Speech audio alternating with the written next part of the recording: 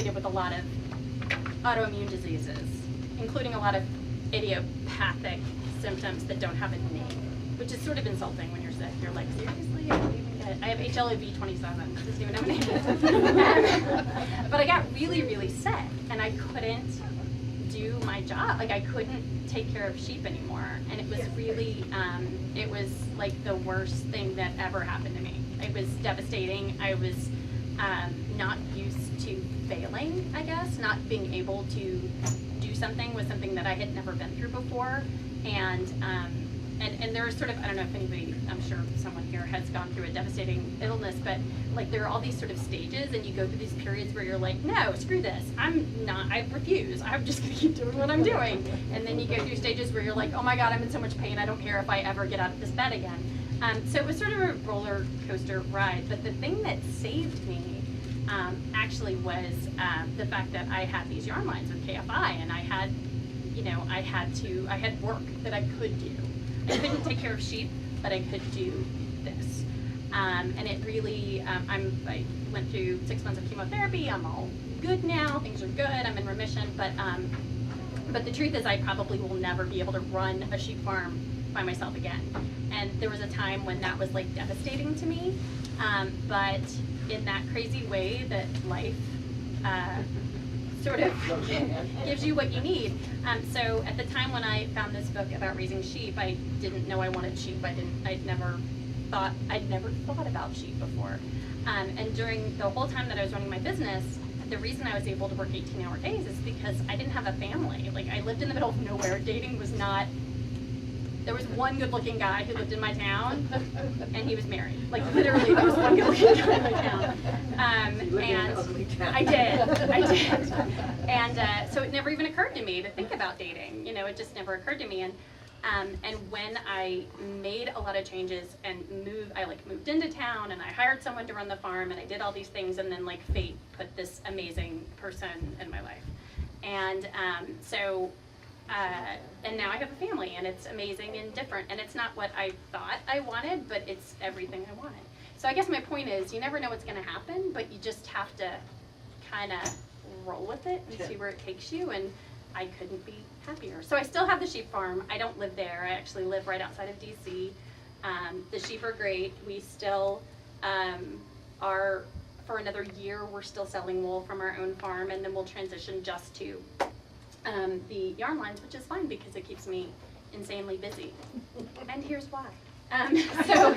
So the way the yarn business works is twice a year we release collections of yarn and pattern support for those yarns. So when you release a new yarn, no one will buy it if there isn't something already for them to knit in it. Mm-hmm. This was an issue before, but since Ravelry, like, it's not even an option. I guess that's true. Right. So we're not in the pattern business. We're in the yarn business, but we have to make patterns in order to sell yarn.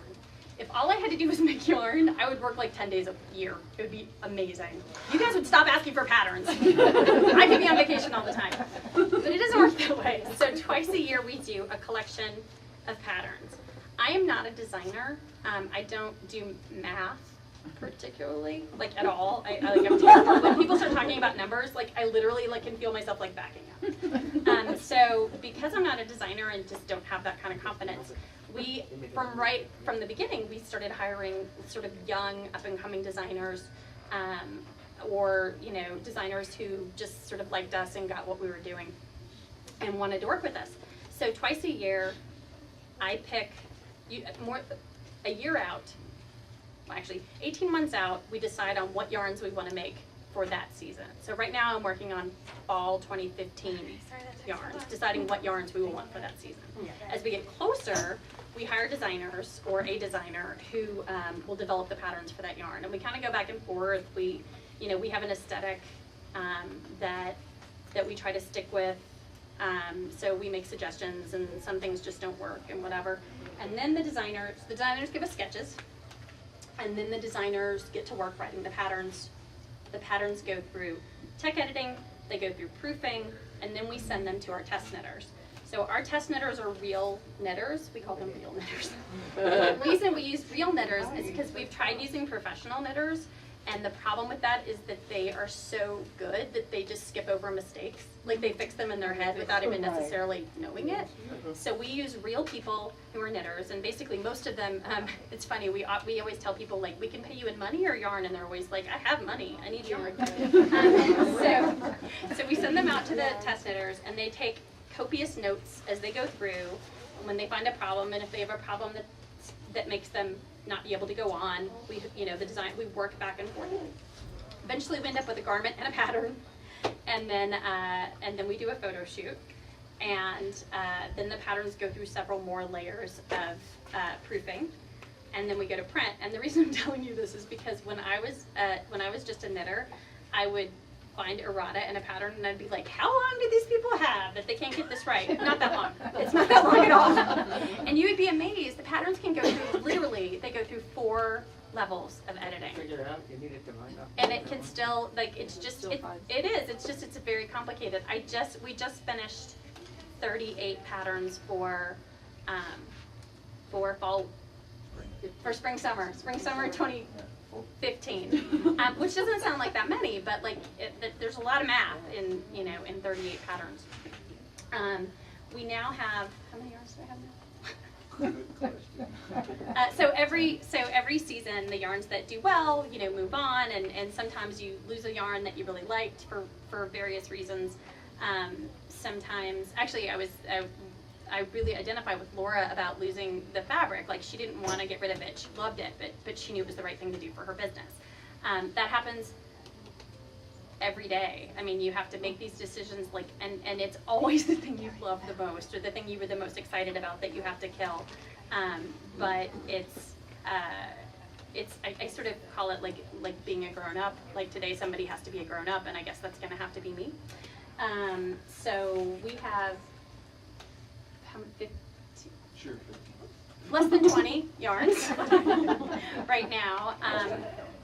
I brought some of our spring-summer collection for you guys to try on, and I'll talk a little bit about some of the yarns.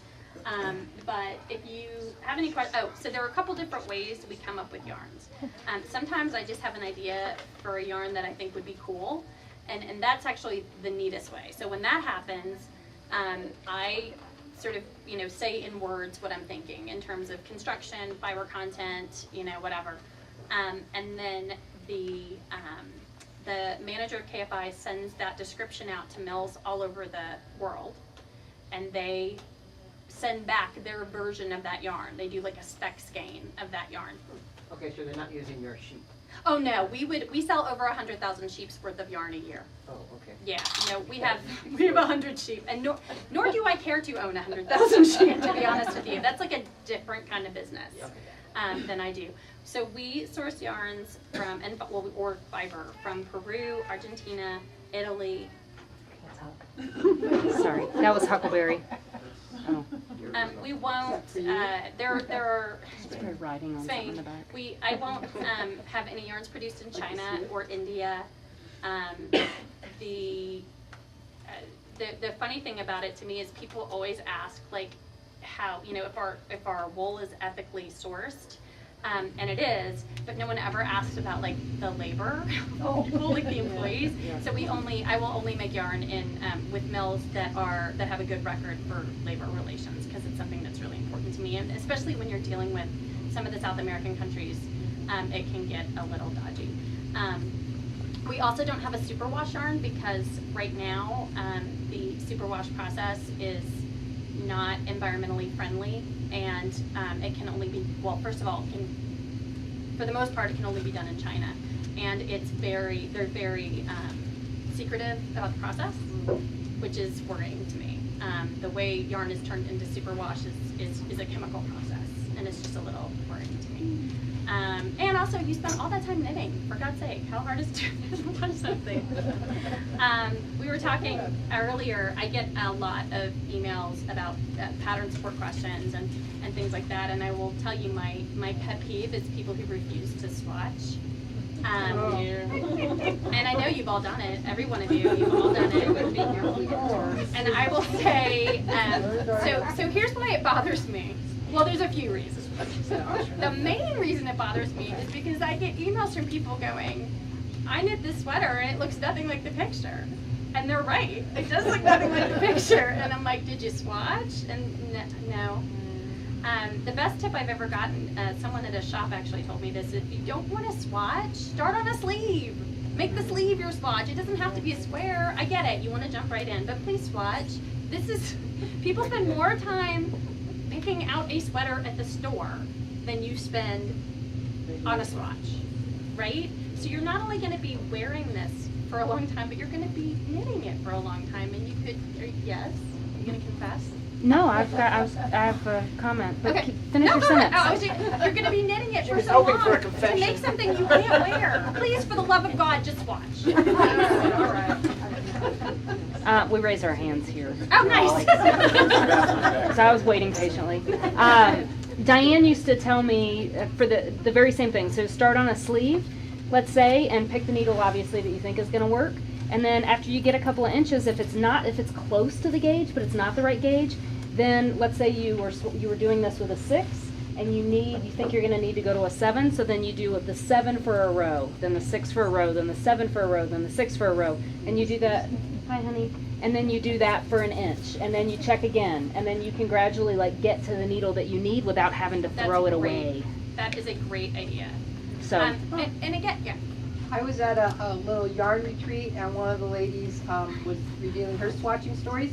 And when the shop owner asked her, "Did you swatch?" she says, "No, Sue did it for me." She said That is yes. an awesome She said story. yes. She said yes. Sue did it. That is, okay, so here's the thing. And she thought she was okay. The designer, Somebody swatched. the designer of this, let's just pick this for example. This garment, it is knitted, but it's also constructed in the same way that a fashion garment is constructed, let's say. And the designer chose this fabric that you see right here. If you look at it this way, she chose this fabric to make this garment. If you don't have this fabric, you're not making this garment. And you can only have this fabric if you swatch and change your needle size until you get to this gauge. So think of it that way.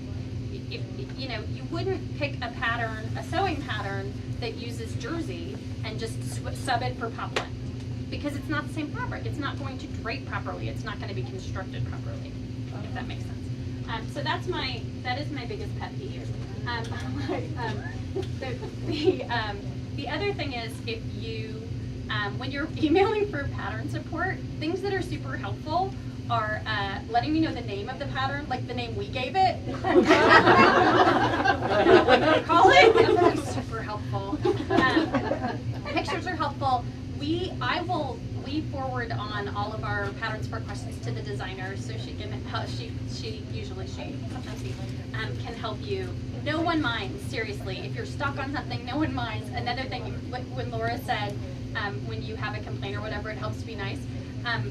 When you're working on something and you're having trouble, the first thing I do is I go to Ravelry and see how many other people have knitted, and then I look and see if other people have had problems. Always assume that there's a tiny possibility that it might be you. And I can tell you honestly, 90% of the time, it turns out to be, literally, I'm not exaggerating, 90% of the time it's user error. We're still happy to help you. We're still happy to walk you through it. Just keep an open mind that there's a possibility that you're not good. Where was I? Oh, hey Adam, do you want to pull yarn from me real quick, and I'll talk about yarns a little bit. Another thing I was going to tell you was, this is the other little inside baseball tip that I was going to tell you. Because we have very little time, so between getting the yarn, so the mills have 2 pieces of equipment. They have more than 2, but for this purpose, they have 2 pieces of equipment. One of them makes the giant batches of yarn that we order to fulfill all the shops in the country and now the world. Another one is a little machine that makes little sort of short runs, and that's what we get in advance in order to produce the samples. Okay, so we get not a whole lot of yarn to produce samples. I've actually realized that a lot of times, so we get usually a bag of each color, but not necessarily. So usually 10 skeins of each color, but sometimes it's less. Now if I get 10 skeins of each color in Finley, I'm drowning in freaking yarn. It's 800 yards, it's lace weight, no pattern uses more than 2 balls. But in a bulky, you can really get into bad situations. So when you see a garment that, like in a book or pattern that's all like one color except for like the button band is a different color, they ran out of yarn in that color. It's happened to me, believe me, it happens. So we get very, very little yarn, and that is the reason why the models are tiny people. It's because we don't have enough yarn to make things in bigger sizes. And the thing is, like, we know who our customers are. In fact, I can tell you exactly, because sometimes when we sell kits, no, but like we sell kits, and I would say our customers tend to be in the medium. We have more customers who are medium to larges than anything. I can tell by looking at at least people who order these particular kits. Very, very few smalls, very, very few extra larges. But that's why it's really important to try stuff on. If you can, go to trunk shows and try stuff on, because you will be surprised by these garments and how good they look on people who would never knit this size. That's the problem with knitting that we don't have with real clothes, because we can try on clothes in the store, but Debbie Bliss, who is, if you haven't met her, she's absolutely exactly who you hope she will be. Like, she's the most delightful person in the entire world. She's just funny and fun and awesome. And she thinks we're all knitting things for us that are too big. And I tend to agree with her. I think the reason we do that is because we don't want to knit something that's too small. But if you really try things on as you go, you don't have to wait till it's done. You can try it on with the needles hanging out of it, that's fine. And I know it stinks to rip something out, but you know what I always say is, just don't even frog it, just set it aside. Set it aside for a couple weeks, come back to it, and then decide if it's really going to fit you and if it's going to be something that's worth spending the rest of your knitting. It's kind of precious. Okay, so we'll talk about some yarns, and then I will let you guys try stuff on. And again, that's what it's here for. Please try stuff on. This is a new yarn that we did for this spring summer. It's called Zoe, and it's a linen cotton blend. The yarns, like I said, they come from all different places. This yarn was actually suggested by one of our sales reps who used to knit with a yarn that was similar to this, that was discontinued 10 years ago, and she bought a ton of it, and like she was running out, so she said, you should really do something like this. This yarn has been spectacularly, it's done amazingly well. It's a 60-40 linen cotton. It's great for summer. Most people knit for fall, winter, year round, and I totally get that, because the patterns that are available for spring, summer aren't usually that great. This has a great pattern collection. It's a really great yarn, and I will pass this around so you guys can feel it. This pattern has been the breakout star of this collection, which surprised me. It's called Summer. It's simple. It's a super fast knit. It's great for summer. It's got enough interest. I think that it isn't boring, but it's also a pretty quick knit. And what else do we have? I'm a little confused because they have a lot of stuff on mannequins up there, but this is also, so the other nice thing about this yarn is, you know, a lot of people are knitting skirts now, and the problem with knitting skirts, and are you knitting a skirt? No, I just have I've got a question later. Okay. Yeah, my hands The up. nice thing about Zoe is it doesn't grow. So if you knit a skirt in it, it's going to stay where you put it. This also has elastic, but it's not going to grow, and it has some really, really super cute shape. Yes. Did you want to mention that the Zoe is going to be tomorrow, the subject? Oh, You that's go. right. So tomorrow, Laura and I are doing this LPGA event tomorrow, Yes. and they are using balls of Zoe for the golf ball, the longest drive contest, which is super cute. I know, it's really cute. They're really cute. There's lots of other patterns in Zoe, and they're hanging up and around, and but it's a great yarn. It's really there was a lady, I can't remember her name, walking around here in this amazing dress. Did you guys see that she knit? That's actually hempathy, but it would be beautiful in this yarn. There's a great pattern collection. Zoe is awesome. So another way that we come up with yarns is there's a show in Italy called Pitti Filati, which is like where all the mills go to show what they have come up with over the year. And our sales reps go, a couple sales reps and a couple other people, and they come back with yarns that they feel like would be good in different lines. This is Moonshine. I was so anti this yarn in the beginning, not because I don't think it's lovely, I do, but we were selling it as a spring summer yarn. This is probably the most popular yarn we've ever made. I have to look at the tag to get my percentages right. It's wool, 40% wool, 40% alpaca, 20% silk. And the nice thing about it, it's a DK weight. The nice thing about it is the way that the three fibers take dye differently. So it gives it this like really nice mottled look. And it makes it very, oh, there you go, there's the dress. Yeah, I mean, that is just like, isn't that stunning? Now, she does have a great body, but that shape is very, very flattering. Because you get the little. Yeah, exactly. So it's going to make you look like a rock star. So this is Moonshine. Marilyn, spin one more time. Oh, there you go. So this is Moonshine. We have a bunch of garments from Moonshine here. I'll show you one of the most popular, because I hang up probably all the popular ones here. So the designer who did this collection is Pam Wynn. She designed the February Lady sweater, which is like the most knit sweater ever in the history of the world or something. Like it's like 17,000 people have knitted on Ravelry. And she's a joy to work with. She's very professional. She's actually a gender studies professor at Notre Dame, and she's amazing. So when I saw this sample, I like got physically sick to my stomach because I thought it was so ugly. And then I do all the photography now for our patterns, and then when I saw it on the model with jeans and a white shirt, it is so cute. It is just absolutely adorable on, very flattering. Here it is in a solid as well. So we do Moonshine in they're called Moonshine Trios. I hate to call them variegated, they're tonals, but they're really nice. It's got a great hand, and you'll be seeing more from the Moonshine line in the future. This is a yarn called Sabine. I love this yarn so much. Yes, Laura?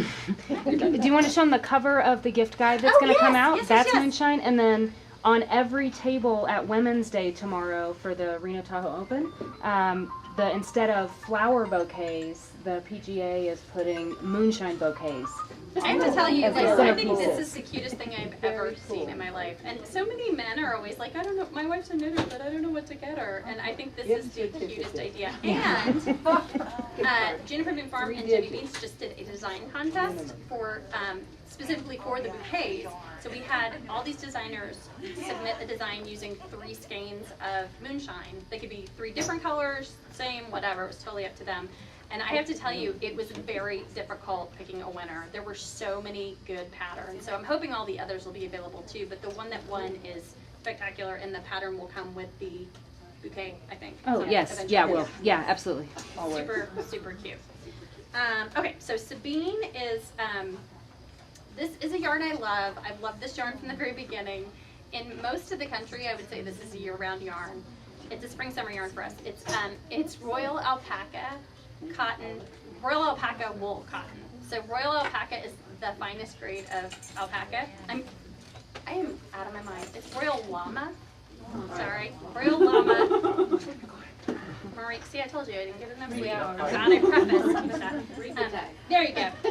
It is 30% royal llama, 30% merino, and 40% cotton. It doesn't have that like life-sucking property of most cotton yarns, you know, where it like sucks all the oil out of your hands and makes them hurt. I love this yarn a lot, mostly because it's named after my dog, Sabine, one of my dogs, one of the farm dogs.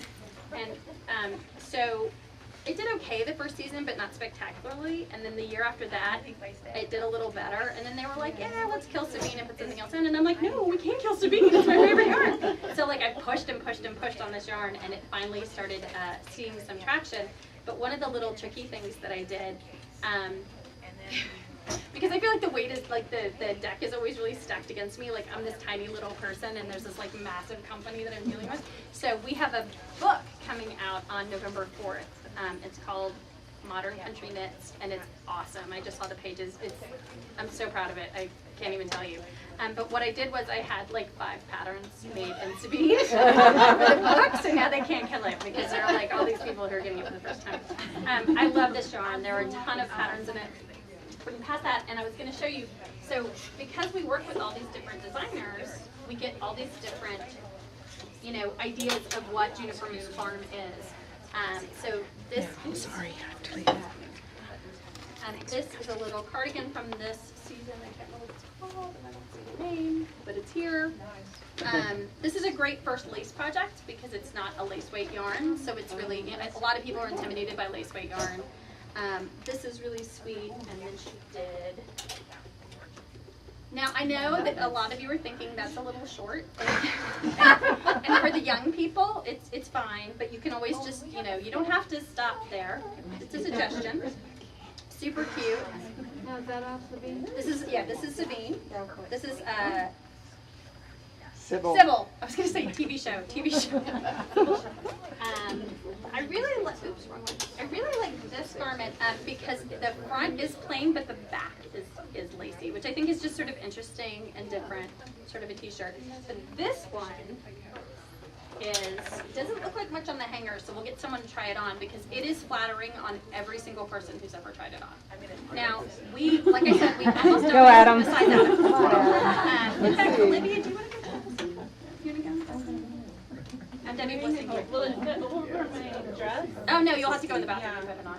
It'll fit you. She'll fit her. Yes, please. Oh, it's a whole dress. It's super flattering. It's just the shaping. It's a very, very flattering. Adam said he wanted to try it on. Nice. Adam, you did It's this. flattering on everybody. It is. It's really flattering. Yeah, please. Do you mind? You can just go to the bathroom. Thank you so much. It's right back here to your right.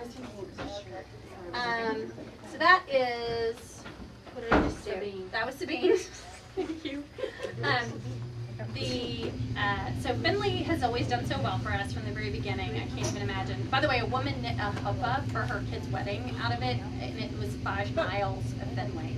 Like Finley's a very, I know, like I don't like anybody that much. Literally 5 miles? 5 miles of Finley, yeah, to knit a huppah. You have to start before the kids born. That's the one. Right, exactly. No, I mean I guess she was really fast knitter. I think they're going to use it for like a bed or something. But I mean, it was crazy. Lots of people do veils or like purses for weddings in Finley. So Finley was doing so well, and because the company that I work for as a company, they were like, how can we do more of that? So we decided to do a DK version of Finley for people who aren't lace knitters.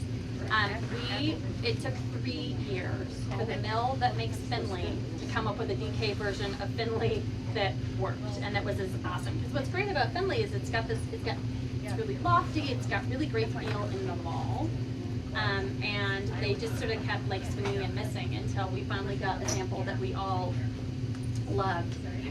So this is Finley DK. It comes in a lot of the same colors as Finley, although I think Finley's available in like 60 colors now. But because of the silk content, it takes dyes so beautifully, so all the colors are really rich and vibrant. So I'll pass that, and I will show you some of the garments in Finley. I like it. Everyone stuck around here. This designer is Allison Green, and she's one of my favorite designers in the world, and she really gets Juniper Moon Farm. So we try to do garments that are feminine but not girly, because I'm not girly.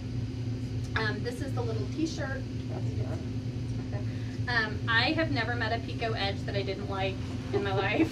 I also really love just a little lace detail on the bottom. This is really simple, looks very cute on everyone. This has a lot of negative ease, so if you feel like trying this on, do. And look at how great that looks. Come out here. Look at how great that looks. Oh, wow. And can I ask you a question? Would you have knit the extra small for yourself?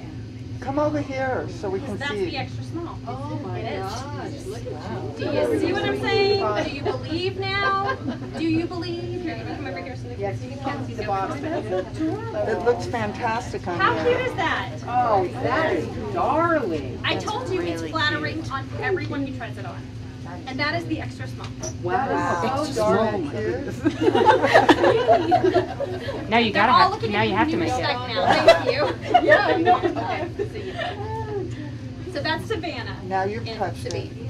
Thank you so much. No, thank you. Thank you. So now, try stuff on. That's what it's here for. Yes.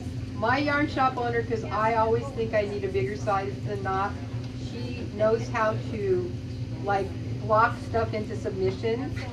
So she has taught me, knit it smaller and we can block it bigger. But you Absolutely. knit it too big, can't You're make screwed. it smaller. Well, I mean, and the thing is, like, you can always make it bigger. You can't make it smaller. You should see, Yeah. because everything is so tiny, we have to use models that are like, yeah, like the pants are too big for them. One size. I actually had a model once who was like, they don't make Spanx in my size, and I'm like, what size? And she said extra small, and I was like, oh, this is so sad. And like you need. Yeah, it breaks my heart. But a lot of the time, we have to, in order to make them fit these tiny people, like we're pulling, you know, stuff this way and clothes pinning it just to make it look like it's supposed to in the picture. You can always block up. You can't. There's nothing you can do if it's too big. It's just not gonna look right. These have a lot of negative ease, so please do try stuff on. This is called Cascada. Super cute, very simple. Looks good on everyone. It's, you know, I mean, that's like a very simple summer knit. Again, these are all Finley BK. There's another little t-shirt. And again, like the little details, I think, are what makes the difference in our garments. Like we want everything to have some little point of interest. When you're trying to come up with a collection, you want things that are interesting to knit, but you also want things that people will wear. And we try to make things that will become like wardrobe staples, that you would wear with a pair of jeans all the time. This little sweater, I would wear this if it fit me. I would wear this. Try it on. Oh, you have no idea. The disappointing thing is I have like a basement full of knitted samples that I can't wear. I would never have to buy a sweater again for the rest of my life. There are more Finley DK samples hanging up. There's also this fancy little shawl, scarf that also comes with the shawl on the same pattern. This is called Juniper. This designer lives in Massachusetts, and she names everything after these like small towns in Massachusetts that you are can't like, pronounce. no, they're all Indian names, and I have no idea how to pronounce it. And usually there's someone in the audience who's like, "That's not how you say it."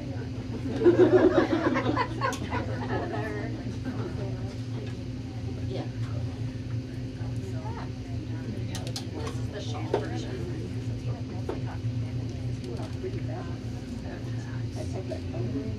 Yeah, and this one's nice because like both of them are on the same pattern, which I think is always cool.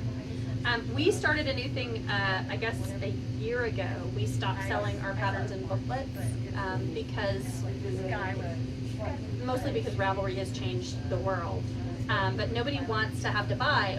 We really are, so our philosophy on collections before was, if you were going to knit one thing in the book, we wanted to make sure there were at least two other things you would knit. We wanted everything to sort of have an aesthetic that carried through the book. It was definitely a collection, and you wouldn't run into that "I like one song on this CD" problem. Now that we do the individual patterns, we've come away from that a little bit, but not entirely. So I think if you like one thing in the collection, in all likelihood you're going to like more. And what's the name of that? This is No Bitter. No batter. No bitter. No bitter. If you put that on, how are you supposed to wear it? It's really long. Huge. Yeah. What I usually do, Class on how to wear. how to wear scarves or videos. Seriously. Or a video. Make a note of that. Seriously. Need a video on that. Yep. Do a video on how to work You can scarves. do all kinds of, I don't have a mirror, so you can do all kinds of things with it. You can wear it like this, you can bunch it and wear the whole thing as a whole scarf. You know, there's all kind of ways to wear it. I went through a period where I was just like, okay, no more shawls, people. We've got, like, how many operas are we going to? If anthropologists come back, they're going to be like, these people were so fancy. But now I wear them as scarves all the time, and they're warm and light, and they look amazing. So, what else was I going to show you? We also have a bunch of really great fall winter yarns. We have, I'm going to just talk about two of them really quick, if that's okay, because I really like them. This yarn is called, this is a yarn called Tenzing. It's a DK weight. This is 85% extra fine merino, 15% yak, which is just like funny and weird. It's named Tenzing because the first Sherpa to go up to the summit Mount Everest with Edmund Hillary was named Norgay Tenzing, and actually the reason I really love the name, but it's also because at one point we had a yarn named Marlowe, Chadwick, all of our yarns were like British white guy names, basically. And it's like, we're not British white guys, why do we have those names? So it's tensing. There's really great pattern support in tensing. And then this is one of the things I think I'm most proud of in my whole life. This is called Harriet. It's a baby alpaca yarn, 100% baby alpaca.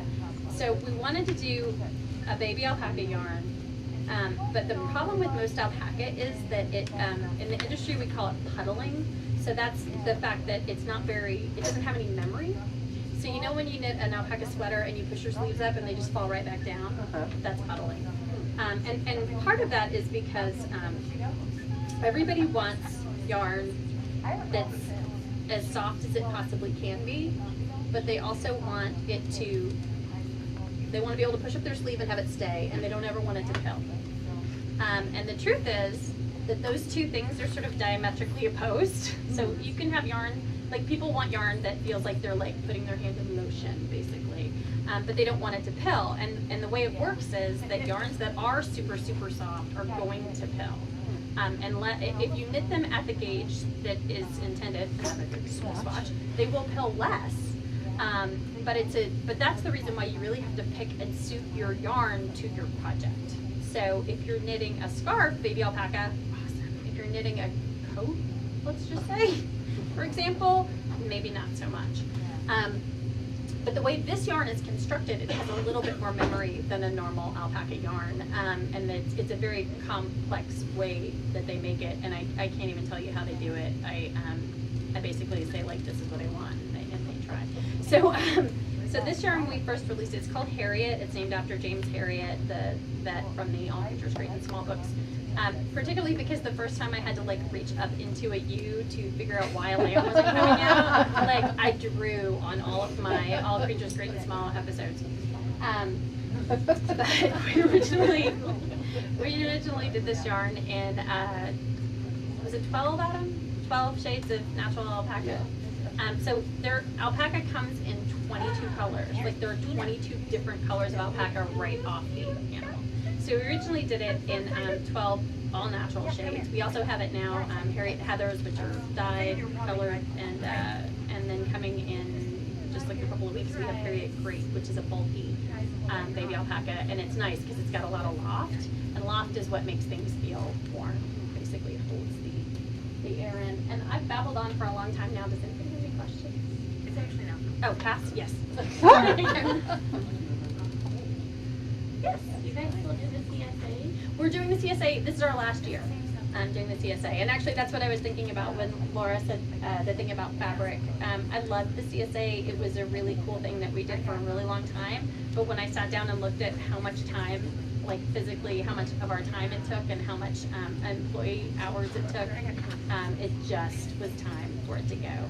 And there are lots of other people doing them now, and I think it's great. It's really much more of a viable business model for a smaller farm than we are now.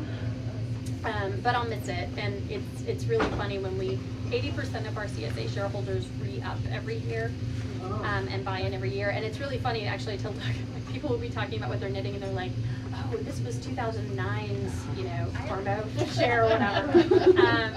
And when I looked through the list of our shareholders, like I can tell you something about every single one of them. When I'm making the labels, I'll be like, oh yeah, I remember when she whatever. Like it's been an amazing model, and I will totally miss it, but it's time for it to go. So 2015 will be our last year, and we'll shear in April, and then it takes 3 to 4 months for us to get the yarn back from the mill. I hate that part because it's the only part that I can't control, and I'm like a crazy control freak. So I hate the sitting around waiting for them to fall apart. But yeah, so until April we're still doing it, and then we'll do something else. I don't know. The sheep are going to live out their lives until they're not with us anymore, and we may once a year sell our farm yarn retail. We may.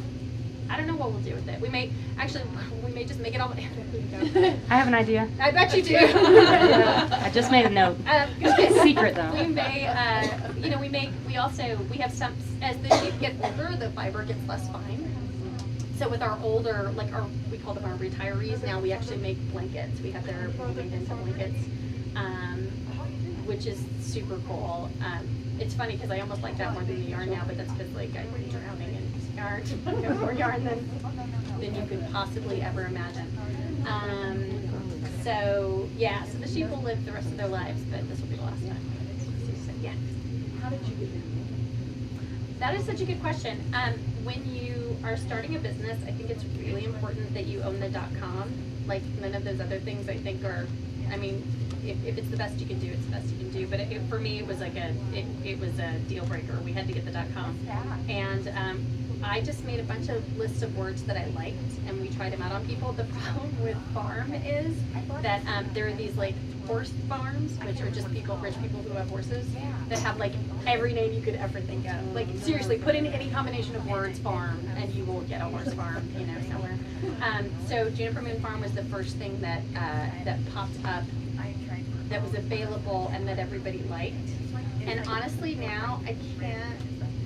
It was one of those magic things that I was thinking about. Like I can't think of us ever being anything else. Like it just, you know, it was just sort of fate. Sort of like finding that book. You know, it was just, it all came together the way it was supposed to, I guess. So, anybody else? Yes. And you said that the patterns aren't available as booklets, so I guess. We do them as individual patterns now. So they have the individual, you can't see. Well, it's just like these, but it's one row down. So we sell them as individual patterns now, so that you don't have to buy the whole book. We sell them digitally and in shops. We really, you know, one of the things that I'm like evangelical about is local yarn shops. And that's because when you have a problem with something, you can go there and they'll help you. And I think it's like such a precious resource that we're losing in a lot of parts of the country. So we sell digital patterns on our website too for people who can't get them anywhere else, but don't buy them from me. Like go to your local yarn shop, that's what they're for. And if we don't support them, then they won't be here anymore. You know, I have never in my life, I can promise you I've been to more yarn shops than y'all. Because when I first started this, my first season, they told every shop who ordered my yarn that I would go there. And I drove 10,000 miles. I'm not exaggerating. I drove 10,000 miles. I went to Minneapolis was as far west as I went. Florida was as far south, and Maine was as far north. It was horrible. Don't ever. It was so horrible. But I've been in a million yarn shops, and I've never been in one where people won't help you if you ask. You know, help you figure out a problem, or you know, I've been in shops where they teach you to knit free, like just, you know, knit stitch or whatever. And they should. And they should, because you will never forget the stores that are good to you and the stores that help you learn something. You never forget them. So, you know, I mean, I go to a lot of shops professionally, but I also, when I'm on vacation, I was in Virginia Beach a couple weeks ago, and I went to a few shops, and I try to buy something in every shop. Just because I've been the person standing in a store who, like, all day when no one comes in, and then someone comes in and you're like, why am I here? In fact, we call June, like, the month in the knitting business. June is, like, the month where you think, like, oh my God, I'm going to go bankrupt. Because it's just, no one wants to knit. It's hot, and, you know. But I do think it's a really precious resource. And I know there are other alternatives now, and I totally get that. But there's nothing like a yarn shop. There's really not. So I don't buy patterns from me. Buy them here, you know, from wherever you live. Anybody else? I didn't get to tell, there's a story that I tell that makes Adam laugh, so I'm going to tell you really quick, and I almost stopped to tell it in the middle when your phone rang. So, no, it's fine. They gave me an opening, but I was like in the middle of something. So I was telling this story. I was at a yarn shop once when I was giving this speech, and it was like this really serious yarn shop in Philadelphia, and it's the people who knit there, they pay them to cast on for them and bind off, and they pay them to like seam for them. Yeah, it's weird. It's the weirdest. They're all like super wealthy people. It's nothing like I've ever seen before. But so this woman's phone rang in the middle of my speech, and it reminded me of something. And before I even thought about it, I started telling the story that I'm about to relate to you. I was in the feed store one day, and the guy who owned the feed store's phone rang, and he looked at it, and then he went back, and I said, are you sure you don't need to get that? And he was like, no, my horse is in labor. And I was like, oh, is that your wife? For horses, they have this thing that you sew on the back of the horse's like labia, and when they go into labor and it breaks, it calls your cell phone.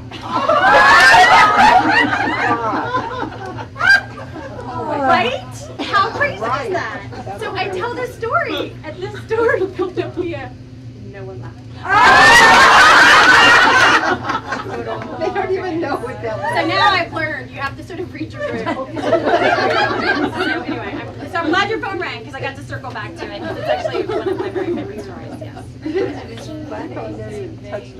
Philadelphia main line, there's some shop in Beverly Hills, and it's kind of the same thing, and they have somebody that's seen. I know exactly where that is. I used to live in LA. Yeah. And the lady had her maid do her swatching. Yeah, she did, the maid did the swatching for her. It kind of when you're That works. Yeah. Well, I mean, it just like even to casting on, really? Like it's not worth it to me to drive to the shop, let alone the $10 or whatever. And the people that work there, the shop doesn't take the money. They just the owner of the shop just lets the people that work there charge whatever they want, and they keep the money. So if you're there when someone comes in who wants you to cast on for them, you're just like, okay, $10. Laura, we need to talk. Yeah. Thank you. Don't get any I know ideas. this was really long. Please come up and try stuff on. There's stuff in the front to try on.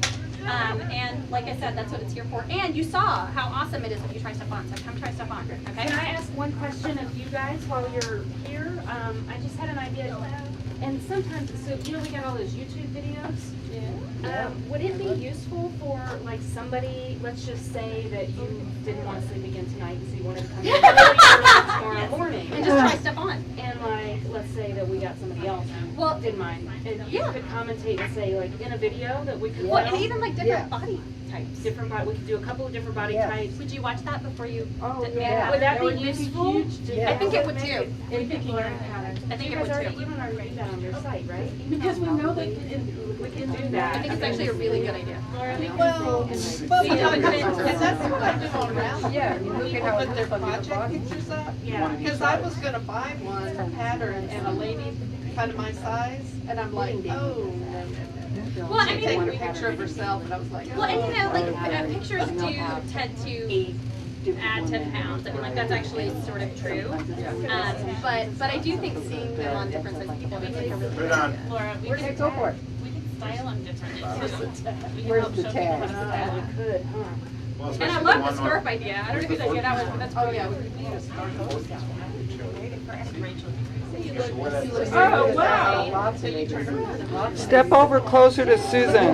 Go that way so you're more in the camera. This woman's been yelling at me since 8 in the morning. I'm just kidding. She's super sweet. She can't hear you. She's very sweet. Oh, that's right. But that is what it is. All right. See you guys later.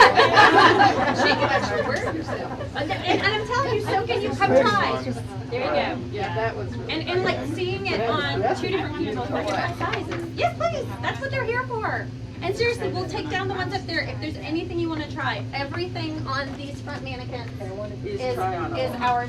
And there's also an amazing blanket and pillow on the front couch that you have to see. It's a new size. And your dress. It's amazing. And yeah. So please look, try on. If you want to take it down, we totally will. And yeah, that's all I got. I won't cast on for you though. So Thank thank you. you. Thank you so much.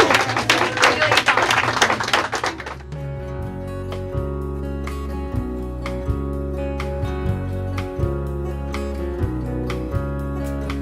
Thunder rumbles on this American summer night.